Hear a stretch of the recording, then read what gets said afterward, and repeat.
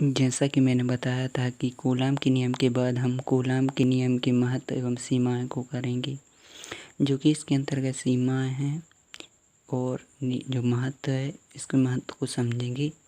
तो पहला जो हमारा महत्व हमको लिखेंगे इस प्रकार से कि पहले तो हम हेडिंग डालेंगे कूलाम का नियम का महत्व। हमें इस प्रकार से क्वेश्चन दिया जा सकता है कि कूलाम का नियम एवं महत्व।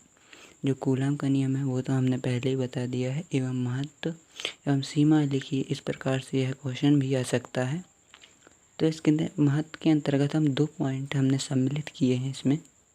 तो पहला है जिसमें पहले हम पहले को समझ लेते हैं।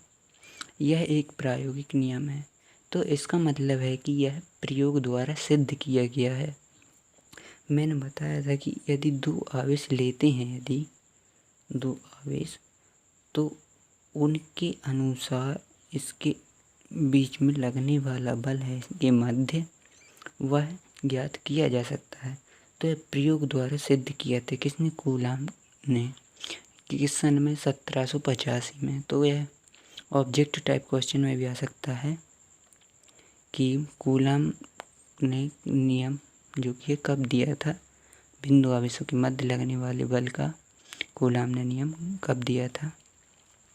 एवं जो कि सेकंड है, 2 बिंदु आवेशों के मध्य लगने वाला बल पास स्थित अन्य आवेशों का कोई प्रभाव नहीं पड़ता।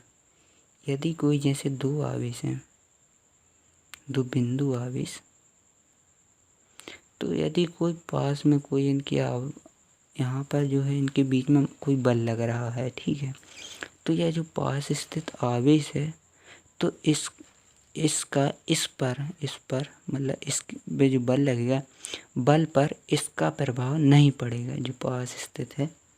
यदि इनकी 2 बीचों के मतलब इनके बीच में बल लग रहा है, मान लो यह यहाँ पर हो गया, यह वाला यहाँ पे है, तो फिर इनके बीच में बल लगेगा, तो यह जो कि है यह बल है जो इस पर इसका प्रभाव नहीं पड़ेगा। तो यह लिखा है कि 2 बिंदु आवेशों के मध्य लगने वाले बल पर पास स्थित अन्य आवेशों का कोई प्रभाव नहीं पड़ता। यह अनेक भी आवेश हो सकते हैं, यहाँ पर मैंने 2 बनाए हुए हैं, यहाँ पर अन्य आवेश भी हो सकते हैं। तो हमने 2 ही इसमें शामिल किए हैं पॉइंट, और जो कि हैं सीमाएं हैं आगे, तो हम सीमाओं को समझते हैं। तो कूलाम के नियम की सीमा है, तो यह है पहली है, यह नियम केवल बिंदु आवेशों के लिए सत्य है। तो हमने नियम के अंतर्गत जो क्वेश्चन में भी पढ़ा था, तो उसमें भी पूछा गया था कि 2 बिंदु आवेशों के मध्य लगने वाले बल का व्यंजक ज्ञात कीजिए। तो बिंदु आवेश जो कि कूलाम ने नियम दिया था, वो केवल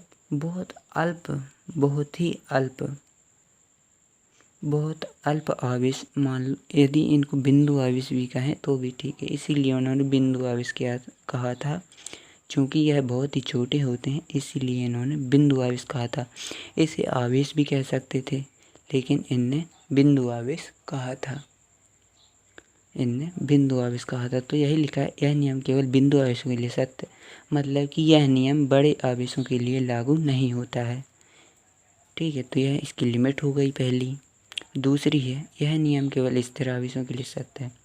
स्थिर आवेश मतलब कि यह स्थिर हों, यह मतलब गति नहीं कर रहे हों।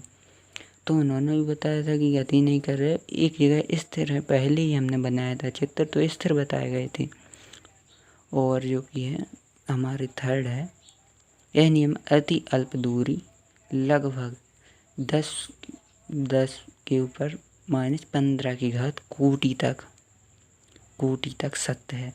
मतलब कि जो आवेश है, जैसे कि 1 कूलाम है, तो यह 1 कूलाम पे नहीं बल्कि इतने तक सत्य हो सकता है, इतनी मीटर इसे हम कह सकते हैं। आर का मान लगभग इतने हो सकता है, यदि इतने से ज़्यादा होता है तो यह नियम लागू नहीं होता है। तो यहीं पर यही बताया गया है कि यदि यह केवल 10 पे -15 की कोटि तक ही जो कि है सत्य है, इससे यदि अधिक दूरी होगी तो यह सत्य नहीं होगा। जैसे कि यदि हम कह दें कि 2 गुणित 10 के ऊपर 14 की घात कह दें माइनस की, तो यह लागू नहीं होगा। ठीक है, तो यह लागू नहीं होगा। यहाँ तक होता है यह लागू। यहाँ पर 2 लिख दें, 3 लिख दें, कुछ भी, तो यह 10⁻15 की घात तक कोटि हो सकता है।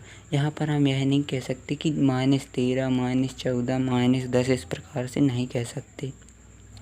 तो यहीं तक यह लागू होता है। इसकी यहाँ पर 3 सीमाएं हैं एवं महत्व के अंतर्गत हमने 2 पॉइंट लिए हैं।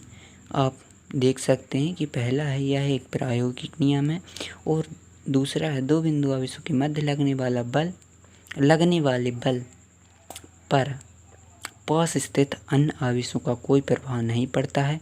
कूलाम के नियम की सीमाएं 3 लिखी गई हैं, जो कि मैंने लिखी हैं। यह नियम केवल बिंदु आवेशों के लिए सत्य है। यह नियम केवल स्थिर आवेशों के लिए सत्य है। यह नियम अति अल्प दूरी, मतलब बहुत ही कम दूरी, मतलब अल्प दूरी, लगभग 10⁻15 की कोटि तक सत्य है। तो इस प्रकार हमने इस वीडियो के अंतर्गत कूलाम के नियम का महत्व एवं सीमाएं समझी हैं।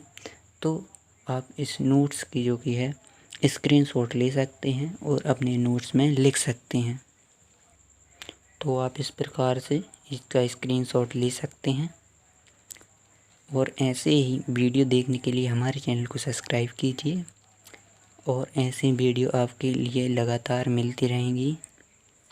तो मिलते हैं नेक्स्ट वीडियो में, तब तक के लिए जय हिंद, जय भारत, वंदे मातरम।